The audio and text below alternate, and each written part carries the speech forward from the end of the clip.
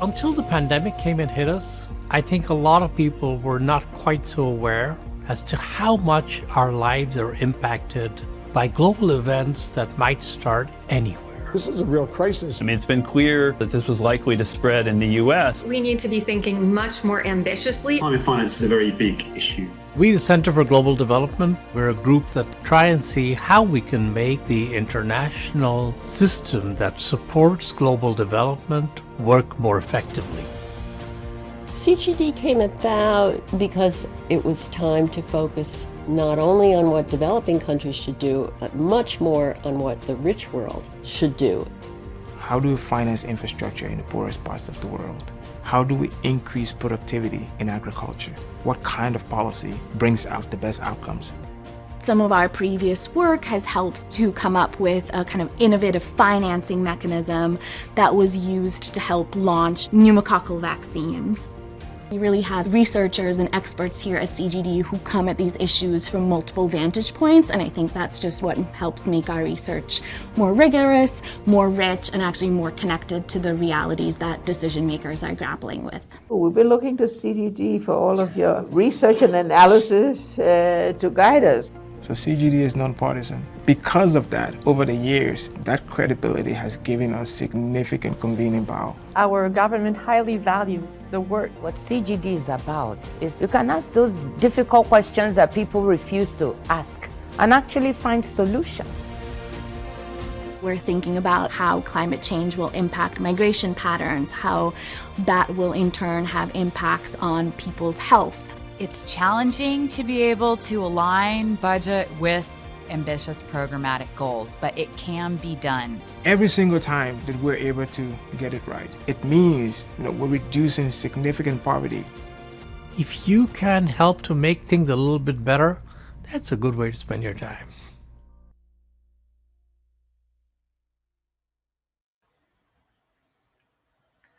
Greetings and welcome to this, our first event for 2023 at the Center for Global Development. I'm Masood Ahmed, and let me start off by wishing you all a very happy new year. I hope it started well for all of you. And we're starting the year with an event which has become a bit of a tradition here at CGD, which is to look at the year ahead, the economic and development outlook for the year ahead, based on the Global Economic Prospects report that the World Bank produces at the beginning of the year. And this year, the bank's Global Economic Prospects report came out this week. The title is Another Year of Sharply Slowing Growth. Ayhan Kos, who is the director of the Prospects Group at the World Bank, which is responsible for this report, and who is also the chief economist of the Equitable Growth, Finance and Institutions Vice Presidency at the World Bank, has been a regular feature on our beginning of the year outlook sessions. And he's here today, and we're going to start off with Ayhan making a presentation of the main findings and conclusions of this report. We're then going to open it up and have a discussion with a panel of experts, and I will introduce them once Ayhan's done his presentation. But you'll see that the experts bring in different perspectives from looking also at the outlook and risks for different regions of the world. So we'll get to that in a minute. But first, let's go to Ayhan and have him make his presentation. Ayhan, welcome back to CGD. Very happy that you're able to join us and look forward to your presentation. Thank you, Masood, and good afternoon, everyone joining the session, and best wishes for the new year.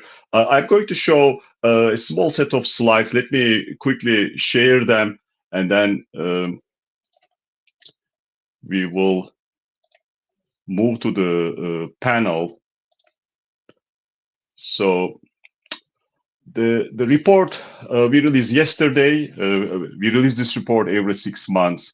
As usual, the report has the chapter on the global economy and a chapter dedicated to 6 regions, emerging market, developing economy regions, the World Bank monitors, and two analytical chapters very close to our hearts and very close to CGD's work program, investment growth and challenges confronting small states. What I would like to do, I would like to focus on three questions today. The first one is, what are near-term prospects for the global economy? The second one, how have overlapping global crises affected small states?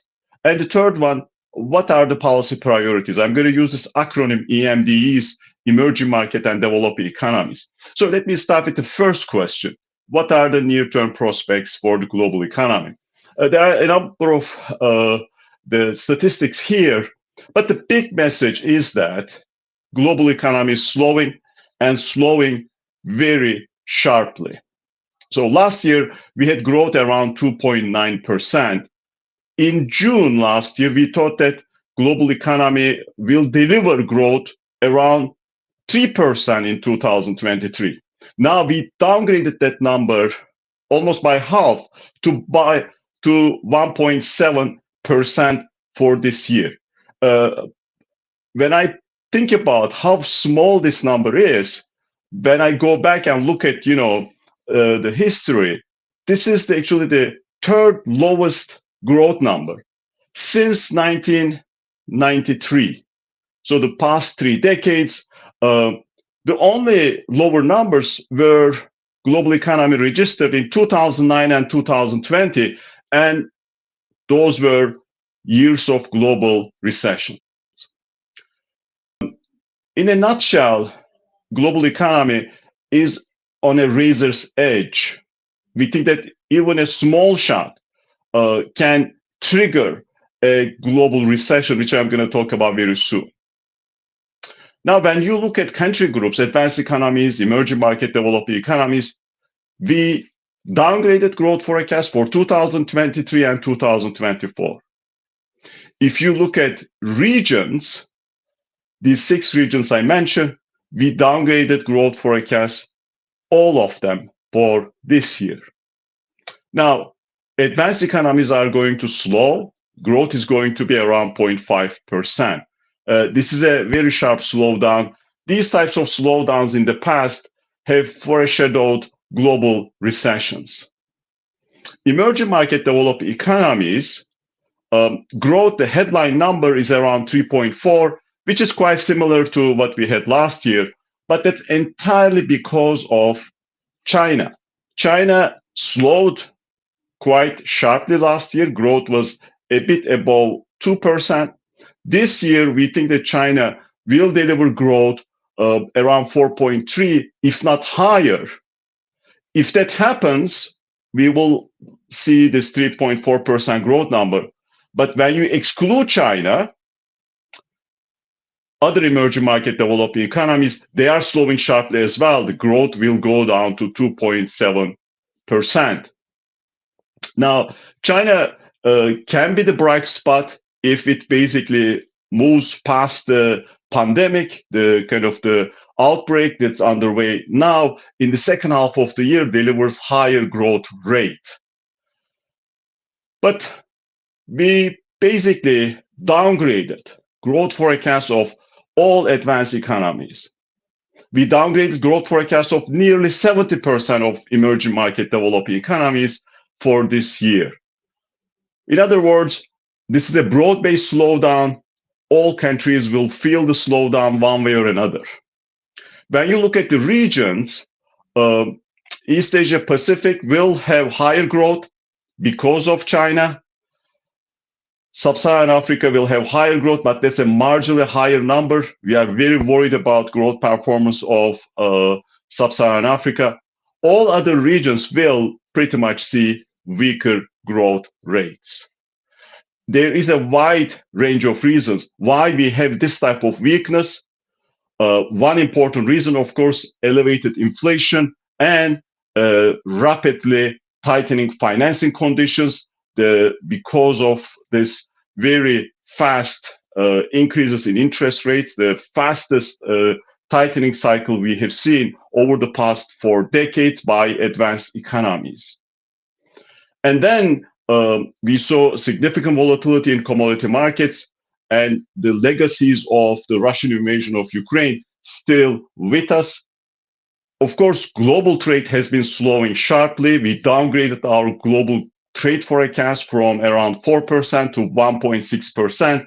One important observation about global trade, the recovery following the pandemic global recession pretty much has been the slowest recovery in global trade when we compare this recovery with recoveries following previous global recessions. In the report, we have this dedicated analytical chapter about investment weakness in emerging market developing economies. And there, the news are really worrying. Investment was slowing already prior to the pandemic, as you see on the left panel. So give and take, investment growth was around 10% over the 2000-2010 period, then declined to 5% from 2011 to 2019. This is irrespective of whether you have China, you don't have China in the sample, whether you are looking at commodity importers, whether you are looking at commodity exporters, a broad-based slowdown. And we were not happy with the growth of investment prior to the pandemic and how investment was slowing. During the pandemic, something remarkable happened. 70% of emerging market developing economies experienced outright investment contractions. So since then, we saw a recovery in investment in emerging market developing economies, but this recovery was much weaker than the recovery that followed 2009 global recession. And you see it in the middle panel. In the 2009 global recession, after that, investment basically cumulatively expanded, give and take 50%. Now, over a 5-year period, we are expecting investment to expand just around 15%. In fact, investment growth for this year is going to be around 3.5%, and that's lower than the 5% average we saw in the previous decade. And let's don't forget one thing. During the previous decade, we had extremely accommodative financing conditions. We won't have those financing conditions in the near future. And of course, we will have these overlapping crises hitting these economies. Now, there are multiple risks, and these risks are interconnected around this rather grim baseline. The most important risk in the near term, really the persistent inflation. We are expecting inflation to come down from the last year number at the global level, 7.6% to around 5%. But if it remains elevated, much higher than what central bank inflation targets are, and of course the core inflation does not come down in the way headline is coming down, then we will see more tightening. With that, in an environment, we have record debt levels in a number of emerging market developing economies, especially frontier markets and low-income countries. We might see financial stress. There are other risks: geopolitical turmoil, energy and food insecurity, social tensions emerging, and of course the COVID-19 outbreaks as we are observing in China. Climate-related disasters, more frequent, more costly, showing their ugly faces. And we are worried about the fragmentation of global trade, investment, and financial networks. In all likelihood, that fragmentation will continue with cumulative costs for emerging market developing economies. One of the risks we are focusing on in this edition of the Global Economic Prospects Report, what will happen if interest rates go higher than where they are today and exceed market expectations? Nowadays, global interest rates, policy interest rates, around 5%. Our calculations suggest that if inflation does not come down and central bankers continue raising interest rates, if the interest rates go up to 6% at the global level, that will trigger a global recession with financial stress and outright collapse in confidence. What does that mean? Global growth will decline to 0.6%. Per capita growth will go down minus 0.3. That would be a contraction in per capita GDP, and that's the technical definition of a global recession. Now, what do these multiple global shocks, overlapping crises mean for broader development objectives, especially in the context of economic growth? Our forecast horizon goes up to 2024. That gives us half of this decade, 2020s. When we compare the growth performance of 6 regions, East Asia Pacific, Europe, Central Asia, Latin America, Caribbean, Middle East, North Africa, South Asia, and Sub-Saharan Africa, we think that in the first half of this decade, per capita GDP growth is going to average at levels below what we had during the past decade average. So the first half of this decade, for all practical purposes, when you think about economic growth, would be a lost decade for emerging market developing economies. We were not happy with the growth performance of the previous decade. But there is something more important. When we look at the GDP growth per capita, we need to have faster growth in countries with higher poverty. In fact, what we see, weaker growth in those countries with higher poverty headcount, as you see on the right. In other words, development challenges are going to be magnified relative to what we had during the previous decade. In an environment, you have still pandemic-related challenges, learning-related challenges, food crisis in many places, on top of course, rapidly tightening financing conditions.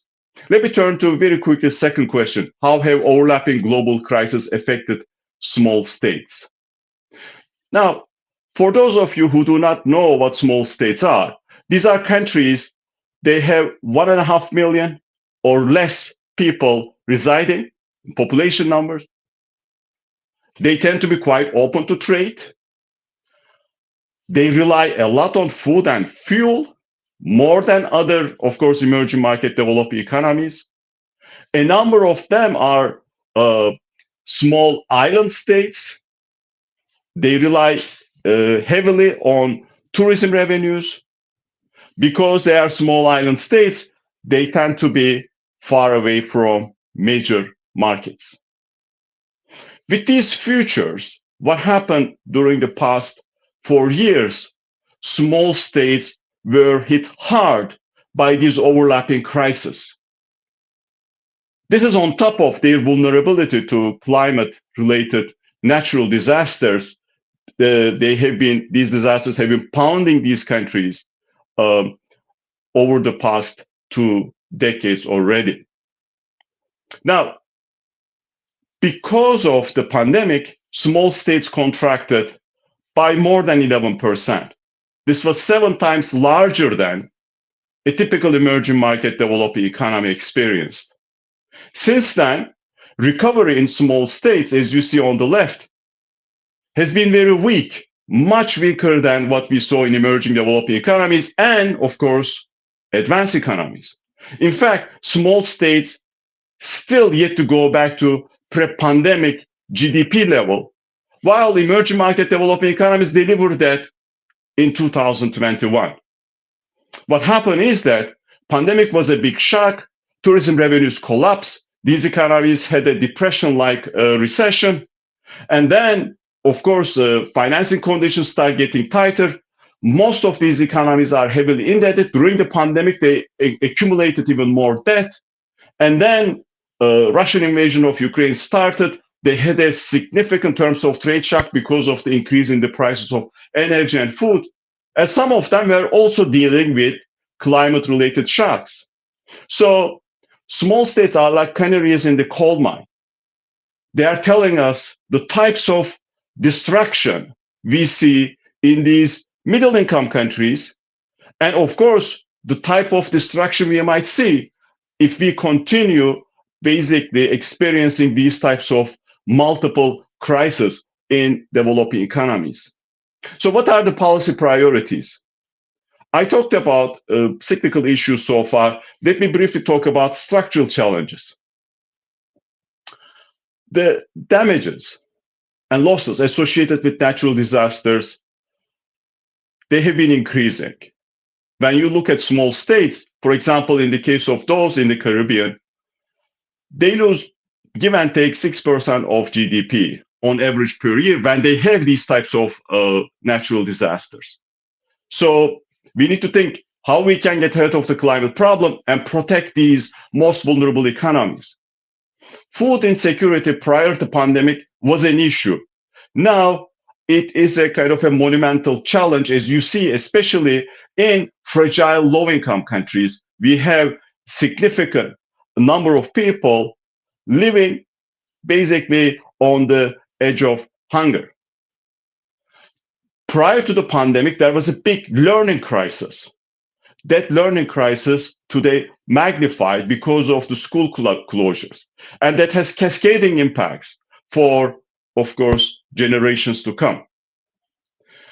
In the report, we discuss a wide range of policy messages. I'm not going to get into the details of this, but at the global level, global cooperation is critical.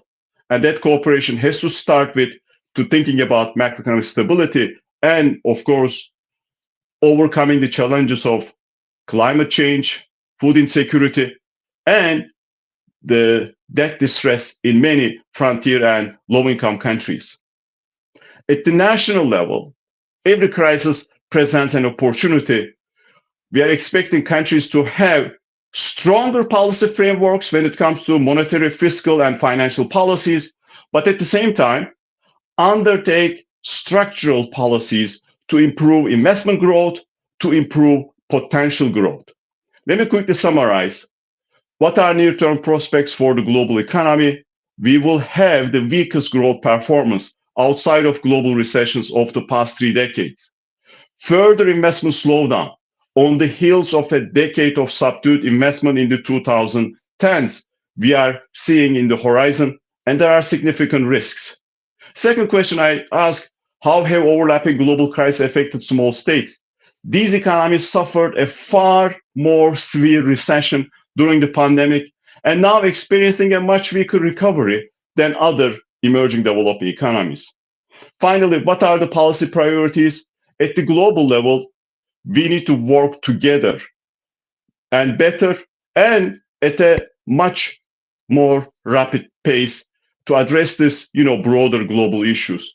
At the national level, credible policy formulation, implementation of policies, and taking advantage of this crisis, pushing through some structural policy reforms, going to be critical. Last year was a difficult year. I would like to thank CGD for this fantastic collaboration. We were able to, of course, produce a number of studies on topical issues. Please visit our webpage, and we are hoping with CGD we will feature many more studies this year. Thank you. Back to you, Mesut. Thank you very much, Ayhan. That was very clear. You've laid out, as you said, it's a bit of a grim prospect for the course of the year. It would be good to get some of our panelists now into this conversation, and we have 3 that we were going to bring in. We're going to start first with David Dollar. David Dollar is at the Brookings Institution, a senior fellow there, but of course has a long and distinguished career working in the World Bank itself, and particularly working on the China and the economic prospects for China and its relations with the rest of the world.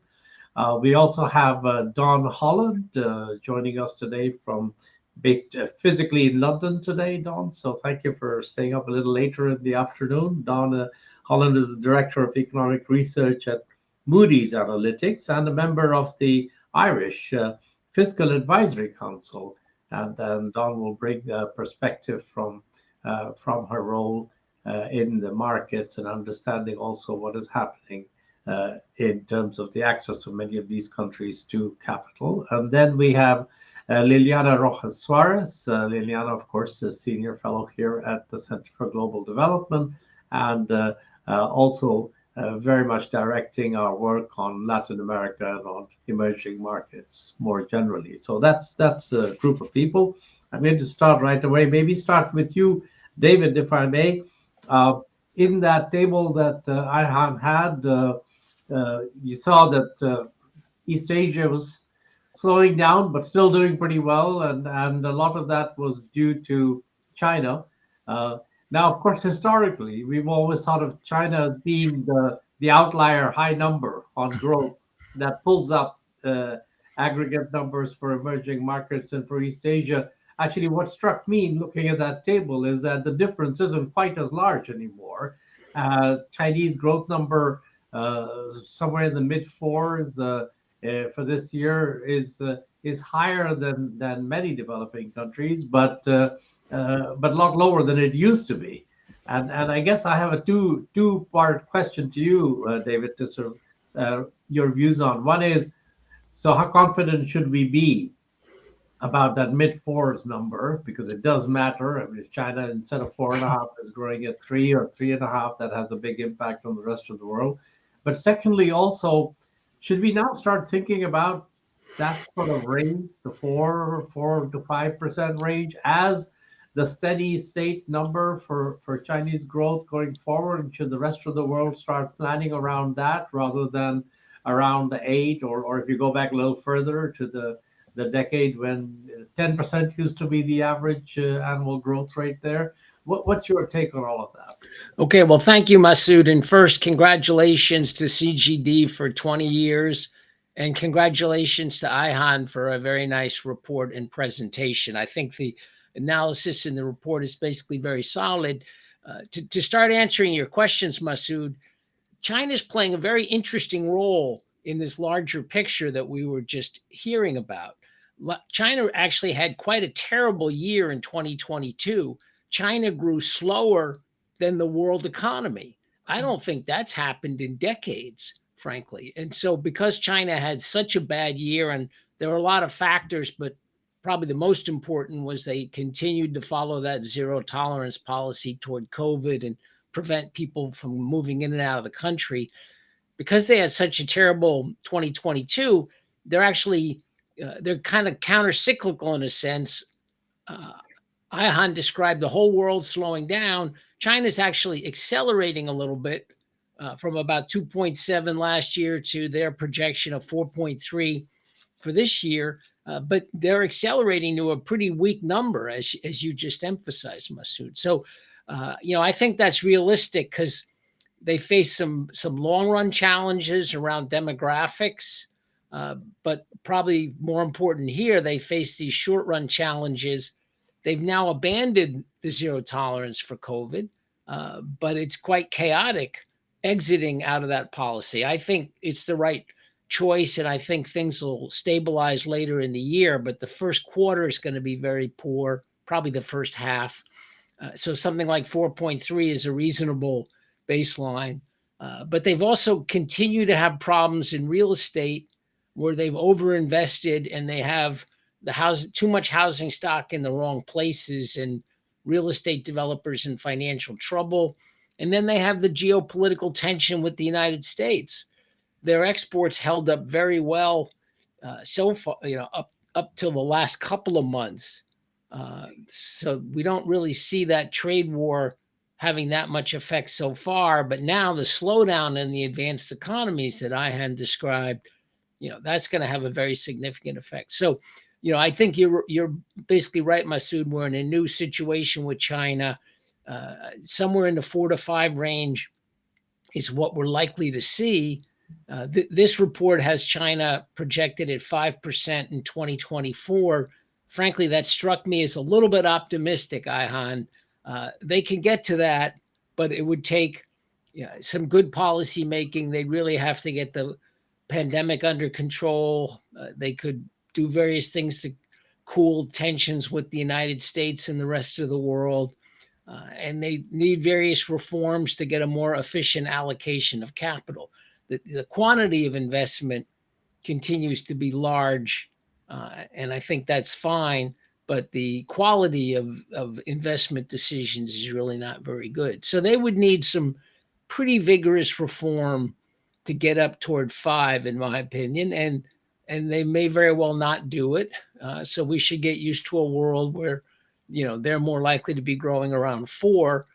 But remember, they're much bigger than they were a few years ago. So, 4% of China, it's still going to be a major source of growth in the world. They're still the main trading partner for a large number of countries.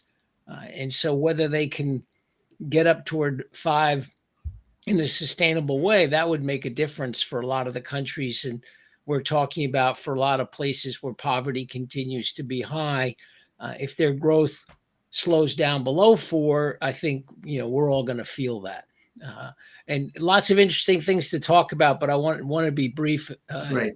to get to the rest of the panel. Yeah. I'll come back to you, David. I think that's very helpful. So I guess the question, here's a project for you, I have for next year in a way. If you think about a medium term 4 to 4.5% Chinese growth rate, what does that mean for countries that have been depending on China as a trading partner, particularly if you're a commodity exporter? A lot of the commodity price growth has been driven by that. And it would be interesting also to think if you start seeing an improvement in productivity in the Chinese system, because we've quite high investment rates leading to not as high growth rates, then would that have a further dampening effect on the requirements for some of those imported inputs that we're talking about? So these are all questions. Don, could I turn to you perhaps to get a little bit your take on what Ayhan has been saying? If you could say a little bit about particularly Africa, the little bit of an improvement this year we see, but on numbers that are very low. Medium-term prospects for African growth numbers is quite low. Market access has been an issue. Downgrades for a whole range of countries that were relying on markets for at least some part of their financing needs, now looking more difficult for African countries. What's your thoughts on all this? Yeah, thanks. Thanks so much, Masood.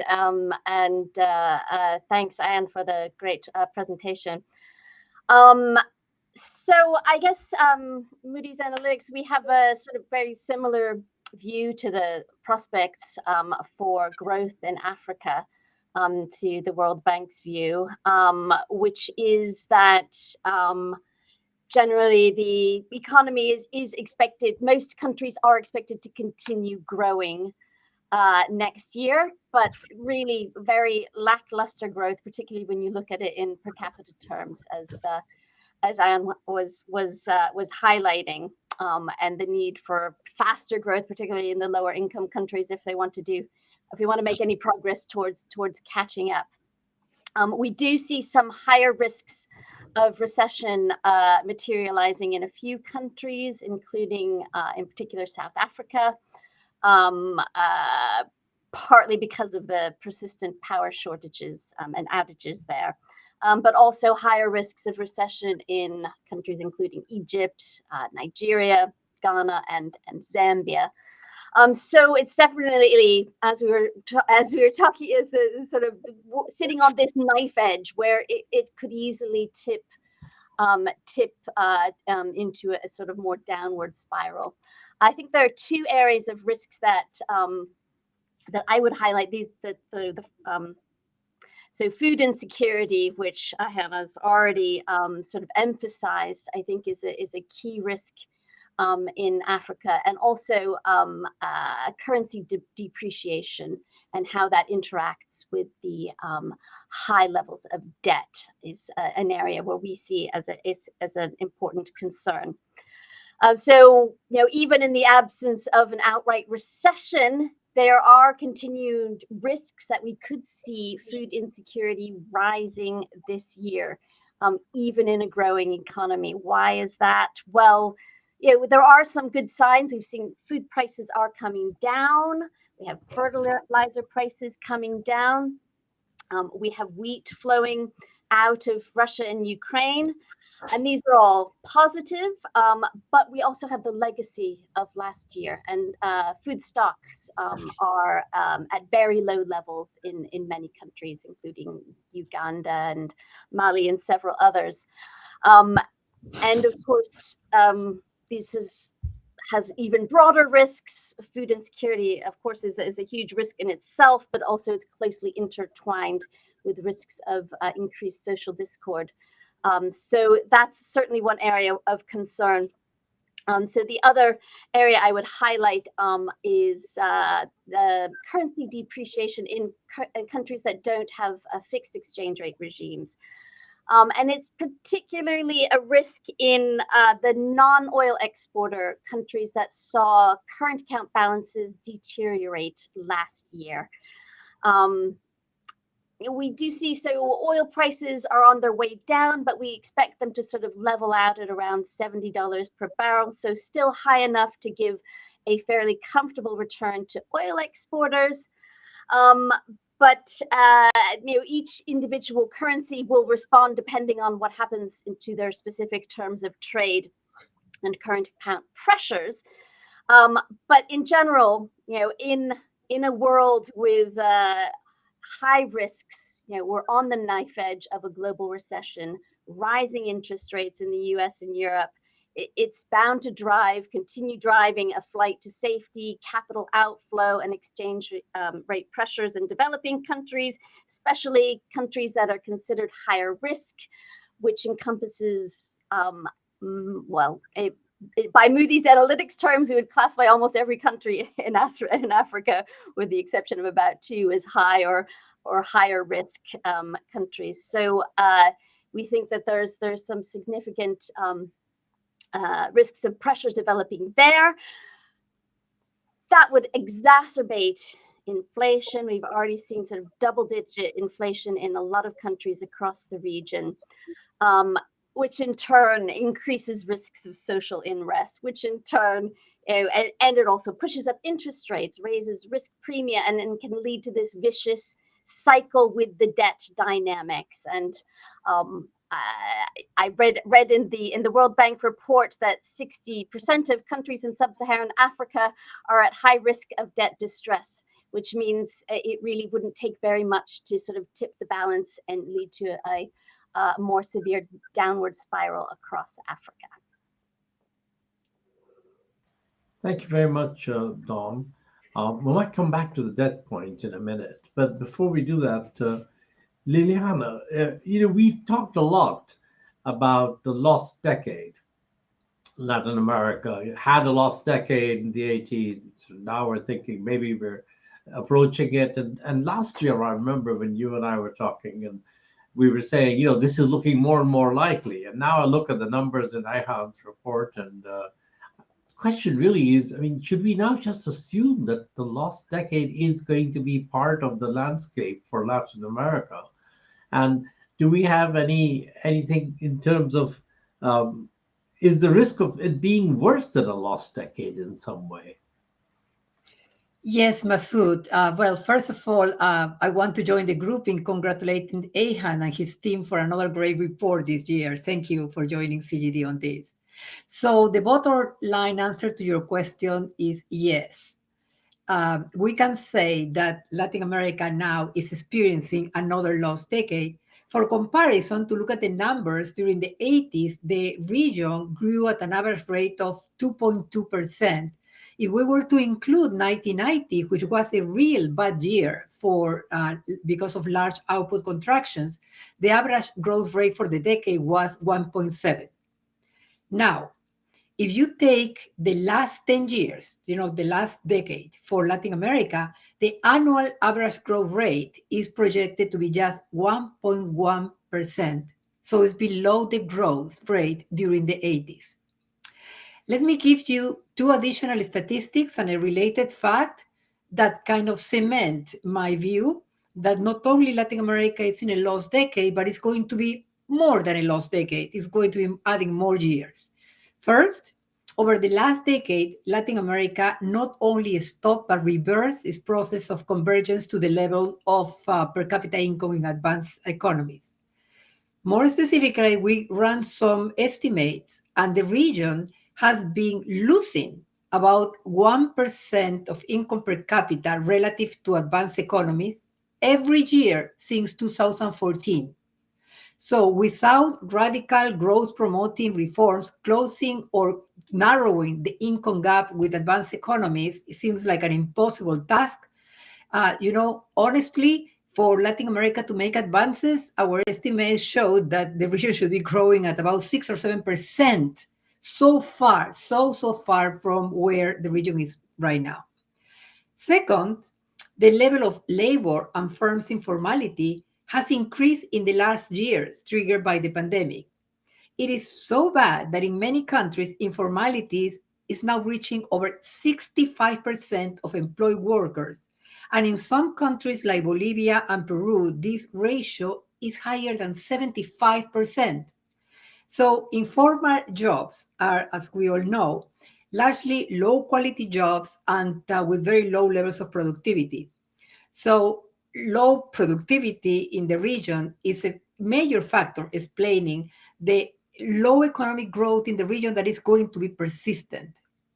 And finally, an additional fact that I think should be stressed is that the current slowdown in Latin America is happening in the context of high commodity prices, which usually have brought high growth for the region, right? When analysts were studying the effects of the Russian invasion of Ukraine on emerging markets, there was this sense that there were going some potential relative economic winners in the sense that commodity exporters were going to be doing better. Well, that was not the case for Latin America at all because of number of issues that are homemade. I mean, it's not due to external factors, but homemade, including governability issue that we can discuss later on. But for all these factors, I don't see the prospects in terms of growth for Latin America as very favorable. Thanks a lot, Liliana. So basically, the kind of lost decade scenario begins to look like the optimistic scenario, the upside scenario in some strange way. And your baseline, you're saying, could be even worse than it used to be in the 80s. So that's something to come back to. David, I want to come back to you, if I may, and then I'll come to Ayhan. David, two questions for you. One is, so we've been talking about China, but of course the other big country in Asia is India, and India in some ways has become more and more of a rising star among major emerging markets. Growth rates are high, investment rates are high. So do you think we're seeing a swap in terms of global growth numbers where we're going to start seeing sort of India's outlier high number, and then there's going to be we're going to do Asia with and without India as the numbers that Ayhan will be showing in 3 years' time? What's your take on that? Well, I think there's definitely some validity in that line of analysis, Masood. This report is projecting India to be one of the fastest growing economies in the world. I think it's high sixes in 2023. So yeah, I think there is some tendency for China and India to switch places in a sense. Remember, China's now at quite a bit higher level of per capita income. And so that explains part of this. India still has a lot of catch-up potential, but it's had that for a long time, and it wasn't taking full advantage of that. So I do think, the combination of reforms and China graduating out of certain activities. I would also add Southeast Asia is very interesting. You take the ASEAN countries as a group, and you've got about 500 million people. More than that, you've got critical mass, and that region. It's because it's divided into 10 countries. It's a little bit uneven in terms of performance, but generally that's going to be a relatively bright spot. So you take ASEAN plus India together, that's a pretty big group, pretty decent economic prospects, lots of poverty that needs to be addressed, and an area that could really benefit from growth. So this may be the new pattern we see. So 40% of the world basically if you include China also in that, in your thinking, might be growing at roughly, 5% or so, maybe more over the next few years, and the other half of the world, leaving aside the advanced economies, who are basically growing obviously at a lower rate, are struggling at between half and two-thirds of that rate. So it's quite a different pattern 10 years from now if you extrapolate out. Of course, a lot of this depends on trade. And I mean, East Asia has always been a big reliant on trade. And I wonder whether you have any sense of like, what is the risk of fragmentation of trade? How important is the consequence of the risk of fragmentation? I think that's very important. I still do a certain amount of work, Masood, on Southeast Asian countries, and I'm in touch with policymakers from a number of countries in Southeast Asia. They're all very worried about this split between China and the United States. Some of those countries have difficult relations with China, but they do not welcome the direction that trade and investment are going, basically. A country like Vietnam, they have very extensive trade and investment with China, and they have a growing amount of trade with the United States, not so much investment. They would like to have economic relations with both of these superpowers. So I hear this a lot, that countries do not want to be forced to choose, and it would almost certainly create a very bad environment for economic growth if we get further fragmentation, but particularly decoupling between China and the U.S. I guess I'm more in the group that thinks we should be thinking about what the implications of decoupling will be, rather than whether or not it's likely to happen. I mean, the question is how far and how wide it's going to go, but it's hard for me to imagine that trade relations will, over the next 5 years, continue to be as we've experienced them over the last decade. But we shall see. Can I just quickly add? Sure, come back on it. Yeah, Vietnam's trade with both China and the U.S. have been growing at faster than 20% per year. Wow. So we don't see that much real decoupling yet. We see decoupling between China and the U.S. in some specific product lines like semiconductors, telecommunication equipment. But Vietnam's picking up a lot of that, and it's importing from China machinery and components. So the U.S. and China are trading via Vietnam to some extent. So far, we don't see that much reality to the decoupling, but I think it's a big risk. Yeah, thank you. Ayhan, so you had an analytical chapter on investment slowdown. And I want to just get a little bit your take on this issue. So essentially, you're saying that there's a investment weakness pretty much across the board in emerging markets and low-income countries. And of course, this is going to have an impact not just on the growth numbers for next year and the year after, but looking out medium term. And you remember last year, you were looking at what were likely to be the steady state medium-term growth rates. I wonder how you're thinking about that now. Are you still worried that the investment weakness is going to impact on medium-term growth rates in a way that we haven't yet internalized? Thank you, Mr. That's the kind of critical question. And as you know, in the World Bank, one of the objectives is to basically find ways to increase medium-term growth. I'm getting a little bit of, I don't know whether others are hearing it, but I was getting a little bit of noise from your mic. So maybe just let's try again. Yeah. Thank you for asking that question. This medium-term growth, potential growth is critical if you would like to make progress with respect to broader development objectives. Whether you want to address the climate problem, whether you want to address the poverty problem, whether you want to address the inequality problem. As you know, development professionals, different countries have different views. What's the number one problem in the world when we think about development? But everybody agrees on one thing. We need sustained, strong investment growth. And we don't have that. And there were a number of reasons why the investment was slowing prior to the pandemic. Obviously, the commodity shocks played a significant role. trade weakness played a significant role. Sustained decline in credit growth played a significant role. But this was taking place, as I mentioned, with lax financing condition and very rapid accumulation of debt, Masood. So countries were accumulating debt at a rapid clip, but they were not necessarily investing. They were just trying to fill certain holes. And now where we are, we look to the future, investment growth prospects weaker. And that translate into weaker medium-term growth prospects, weaker potential growth. In fact, we are in the process of finalizing a study we are going to release, I'm hoping during the next 2 months, about the broader challenge of increasing potential growth. Without that, we will have significant challenges. David already mentioned, in the context of China, there has been a steady decline in potential growth. And in all likelihood, that decline will have huge implications for the rest of the world, especially, of course, commodity exporting economies.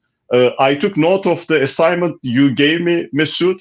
These spillovers from major emerging markets have been critical, as China was growing at a rapid clip, generated all these, positive externalities. Now China is going to slow. There is this hope India might replace China, but doesn't have the type of strong trade linkages. So we need to think about, without these strong spillovers and without strong policy response, how we can promote medium-term growth. And I'm hoping that we can have a discussion at the CGD when we release this study. But your points are very well taken. Thank you. And if I recall right from your study that you did a year ago, one of the interesting findings was that the potential growth numbers came down after every crisis. So basically, the crisis didn't just affect the growth numbers for the near term, but it also brought down potential growth numbers. And I think it'd be interesting to see what the consequences will be coming out of this crisis. So looking forward to your study on that.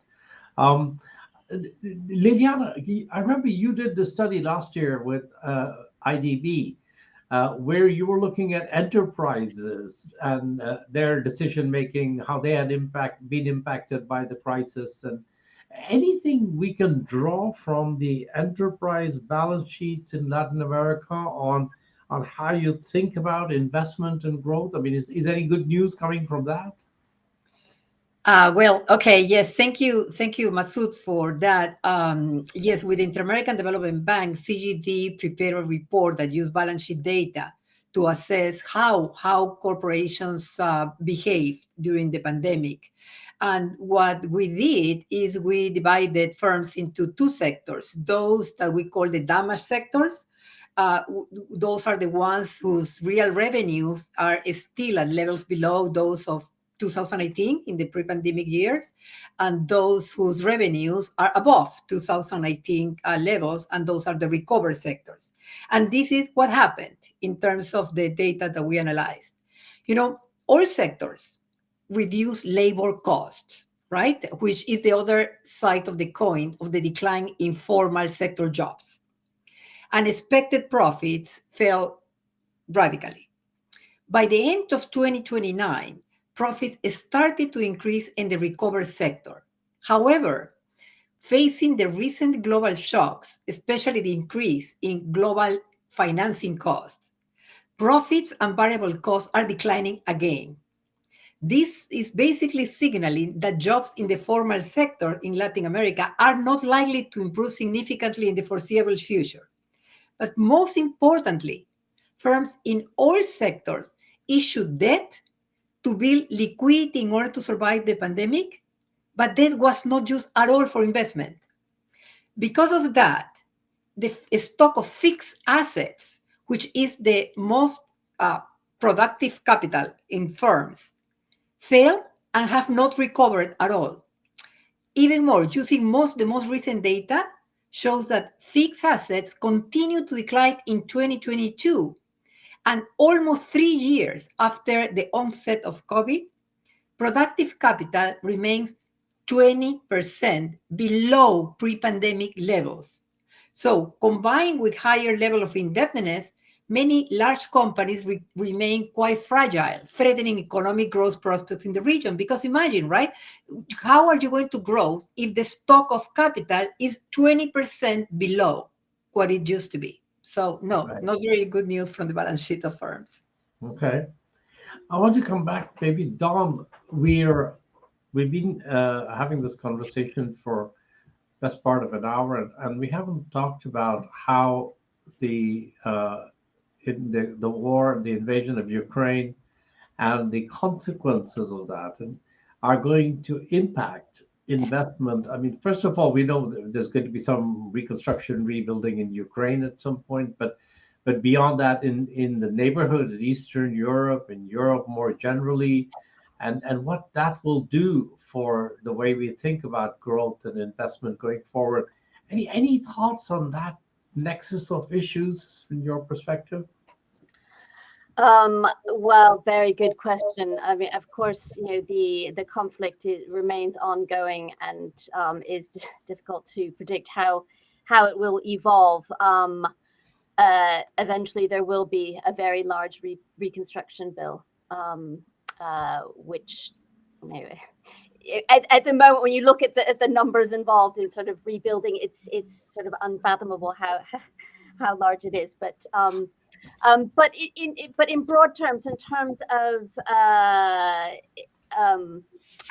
other Central and Eastern Europe, for example, have been most heavily impacted by the conflict for lots of reasons, because they have historically strong trade ties with both Russia and Ukraine, because they border the regions, and they've welcomed millions of residents into their countries as refugees from the crisis, which the EU has really stepped up to make that happen in a very smooth manner. But it is putting some pressures definitely on fiscal positions in countries like Poland and Czechia, which are where per capita the sort of actually really big population shocks, putting heavy pressures on public services, on schools and such.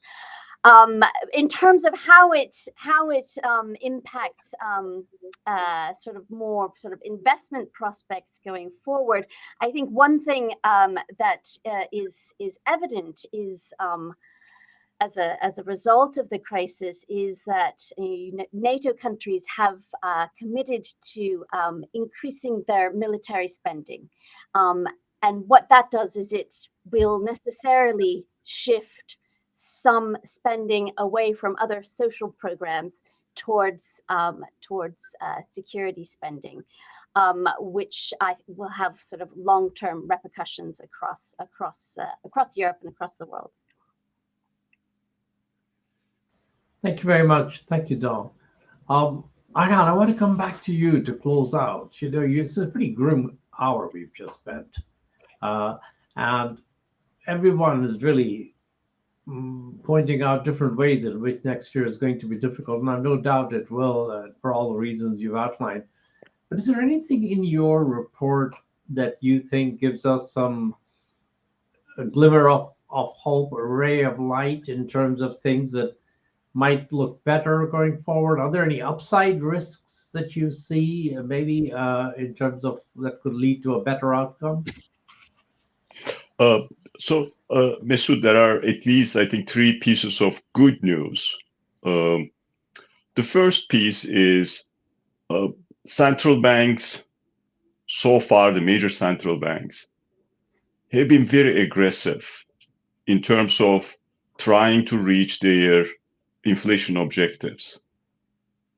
At the beginning of last year, when we had this conversation, we did not have that type of common recognition among the major central banks. Without price stability, you cannot have macroeconomic stability. Without macroeconomic stability, you cannot have sustained growth. In the short term, that comes with certain amount of pain. Interest rates went up, and in all likelihood will go up a bit further But the fact that inflation now is showing the signs of moderation, that's good news. That's number one. And emerging market developing economies did rather well. They responded decisively earlier than advanced economies. The second important news, despite interest rate increases, we have not seen any systemic financial crisis or stress event. This does not mean that we won't see them. Probably there are some cracks in the system. If financing conditions get tighter, we might see, but there was not that type of, stress event. I think that's good news as well. I think the third important news, when we think about the central conversation about climate change, we need to accept, there was not a good consensus about how much resources needed to overcome the climate problems in developing economies. Small states, just a laboratory, they don't have capacity. They're not going to basically solve the climate problem. They will be affected adversely. Now, thanks to CGD, thanks to other stakeholders, I see greater recognition, at least acceptance of that problem, that they need to allocate significant financing to overcome the climate problem. That's good news for all of us. That's good news for the planet. Let me end with a note, Masoud. Congratulations to CGD. But as today's conversation shows, CGD's work program is going to expand. CGD, I think, will need to be even more, active. CGD has been on the trenches promoting development challenges. Unfortunately, those challenges are going to be magnified given these multiple crises we have. So congratulations, and we look forward to working with you. Thank you very much, Ayhan. I think, as you say, there is certainly an agenda of work ahead, and I hope we can contribute to it. I also want to now thank Don Holland, and David Dollar, and of course, I want to thank Liliana for having not only participated in this event, but also for being the focal point for organizing it in CGD. So thank you all for your participation today. And Ayhan, we look again to the next edition and hope that it'll be a better year for 2024 then. Thank you. Thank you. Thank you. Thank you.